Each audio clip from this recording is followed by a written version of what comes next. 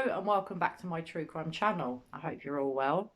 Today I'm going to be talking about the brutal murders of Lin and Megan Russell and the attempted murder of Josie Russell. And the reason I want to cover this case today is because there's been quite a lot of big news here in the UK in the last fortnight. A shoelace that was one of the pieces of evidence in this case has been found after the police lost it. So it does look like DNA could be looked for on the shoelace, and potentially the man that's in prison for the crime could be freed, because it is thought, and it's been thought for a very long time, that Levi Bellfield, a serial killer here in the UK, is actually responsible for the crimes. So, the murders of Lin and Megan Russell and the attempted murder of Josie Russells were crimes that shocked the UK here in July of 1996. It was on the 9th of July 1996 that Lynn and her two daughters, Megan and Josie, were walking home from school. They were walking home from school in the UK where they lived, and savagely, brutally, they were attacked by a man, all left for dead. Lynn and Megan tragically died, and Josie miraculously survived, even though the attacker and the killer had attacked them all with a hammer. Horrific.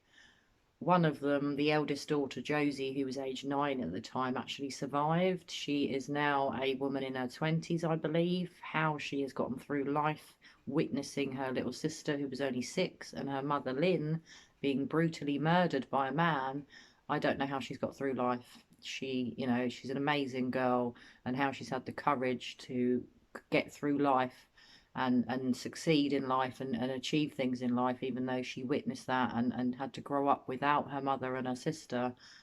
Kudos to the girl, because she's turned out to be a real amazing girl, and I've always felt extremely sorry for her after what she had to go through.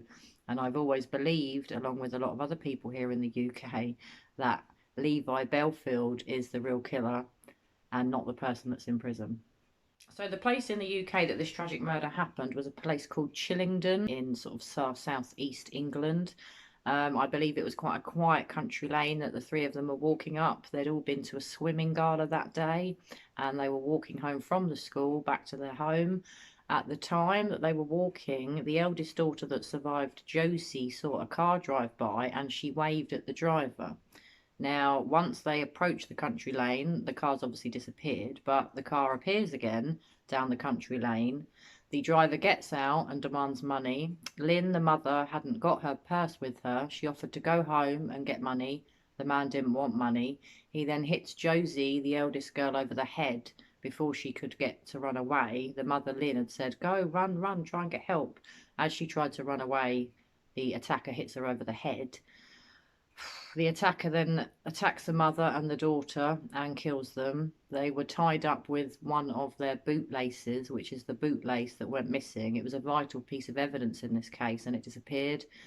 It was sent from one police station to another, disappeared. How on earth it disappeared, I don't know, but it's since been found, and it's going to be DNA tested. And it makes me wonder, is the DNA of Michael Stone, the man that's currently in prison for this crime, going to be found on that shoelace? Or is the DNA of Levi Bellfield, the serial killer here in the UK, most known for killing Millie Dowler, who was on her way home from school?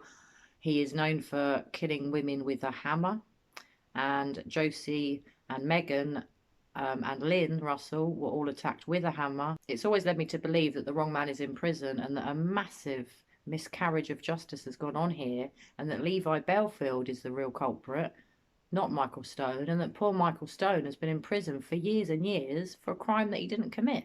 Now, the attacker used a bit of tights, I'm presuming from Lin Russell, the mother. They used a bootlace from one of the shoes of the two daughters, or of Lynn. I don't know whose shoe it was exactly, the bootlace. And not only that, he ripped up, I think it was Josie, the eldest daughter's swimming towel, because she'd been at a swimming gala that day. And those items were used to bound the victims. Horrific. But it's this shoelace that disappeared that could potentially bring this case back into the public eye, because A lot of people have always thought that Michael Stone didn't do this. He was a drug addict, that this was pinned on, in my opinion. It was such a brutal crime in the 90s. It was big news. Bear in mind there was no social media in those days. There was no YouTube. There was no blooming Facebook. We all watched telly and listened to the radio and read the newspaper to get our news. We didn't go on our mobile phones or on our laptops. So this was big news, and the police needed to get an arrest. They needed to look like they'd found their man. And had they really found their man in Michael Stone? Now, the father of Megan and Josie Russell is a man called Sean Russell. He is a doctor, and he was told initially that all three of them had died. Their injuries were so horrific, and from the way they were found that day, all lying in this lane, this country lane, it looked like all of them were dead. Josie had such a small pulse rate at first, the people or the person that found her didn't even think she was alive. How she survived is a miracle, and I imagine that Sean Russell is grateful. I know that is a really weird word to use, but that at least one of his daughters survived.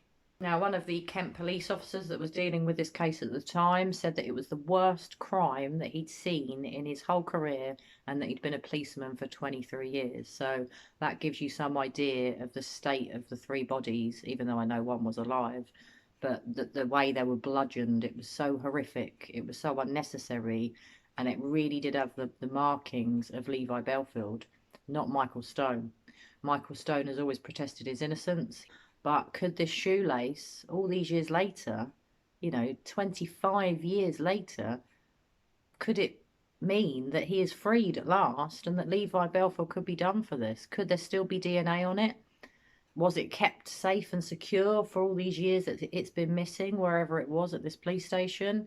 Could some sort of partial DNA be found from it? They obviously have Levi Belford's DNA, and I really hope that if it was Levi Belfield, he can be, well, at least charged for the crime. He's already in prison for other murders because he's a serial killer, so he's never getting out. But could Michael Stone at least get his life back and get his freedom back if he didn't commit this crime? Now, Michael Stone pleaded not guilty to this crime, but the problem is he appealed, and someone that he was in prison with said that he admitted to the crime. Now, that's just someone's word against his. That could be someone in prison wanting to get their sentence maybe made a bit shorter and giving out this information. I don't think he committed the crime. I've always thought he was innocent. The fact that he said he was innocent to start with, I know he could be lying, but it didn't seem like him. He didn't have any record of murder. All he had a record for was drug use. That doesn't mean he's a killer. Levi Belfield is known for attacking women with a hammer. I mean, for God's sake, why has Levi Belfield not been looked into more? So Michael Stone did appeal, and on his first appeal, it was a success, but it had to go back to court again. And when it went back to court again, someone that he was in prison with claimed that he'd confessed to them. So his appeal was successful. It goes back to court because of the evidence of this inmate that he'd apparently spoken to and confessed all to. He is then resentenced, and he's still in prison to this day. Stone then appealed again in 2004, and it was rejected, and I just want to make sure that I get this right. And on the 21st of December 2006, a High Court judge ruled that Stone must spend at least 25 years in prison before being considered for parole. He is serving a life sentence, and he's likely to remain in prison until at least 2023, when he will be 63 years old. Now, it is nearly 2023, it's 2021. He's got 2 years left of his, 2 years, not 4 years left of his sentence. I mean, for God's sake, the poor man was only 37 years old when he got arrested. If he didn't commit this crime, he spent nearly half of his life in prison. It seems such a travesty, such a miscarriage of justice. And I really cannot get my head round, unless it's a good old police lack of funding again, a bit like the West murders. They haven't got enough money to go looking for all the West's victims. Why haven't they got enough money to reinvestigate Levi Belfield, especially now the shoelace has been found? I mean, God, how long's it been missing? For over 20 years, and suddenly it's been found? I mean, that's just shoddy police work just there, isn't it? The fact that the shoelace was lost. I can't get my head around that. I really can't. So I hope this shoelace has got some partial DNA on it. And could it be that Levi Belfield's DNA is going to be on it? Now, a few years back in November 2017, Stone, the man that's in prison, his solicitor claimed that they'd had reports from somewhere that Levi Belfield had actually confessed to the crime. He'd said he'd done it, that he'd come across Lynn and her daughters, decided to kill them and had attacked them with a hammer. Horrific. Now, if that's true, where they'd got the information from, I don't know. That it obviously couldn't be proven because Michael Stone is still in prison to this day. But if Levi Bellfield has confessed to this crime, why the hell has he not been charged with it? You know, if Lynn and her daughters were attacked by Levi Bellfield, why is he not serving a prison sentence for that? I know he's never getting out of prison for all the murders that he's committed, but couldn't at least he be given additional sentencing or something terrible happen to him for doing this? I guess not. But again, in my country, we have a lot of police funding that there's not enough, sorry, police funding, a lack of police funding. And crimes like these, just, you know, they find someone and think, oh, it's Michael Stone. He was a druggie. He must have done it. We'll put him in prison. Let's not worry about Levi Bellfield. Hello, Levi Bellfield is a sicko. He's horrible. What he did to Millie Dowler and the other girls that he murdered is disgusting. He should be charged for this murder, in my opinion. I know it's my humble opinion and I could be wrong, but I really do think that Levi Bellfield is responsible for the murder of Lin Russell, her daughter Megan Russell, and the attempted murder of the eldest daughter, Josie Russell.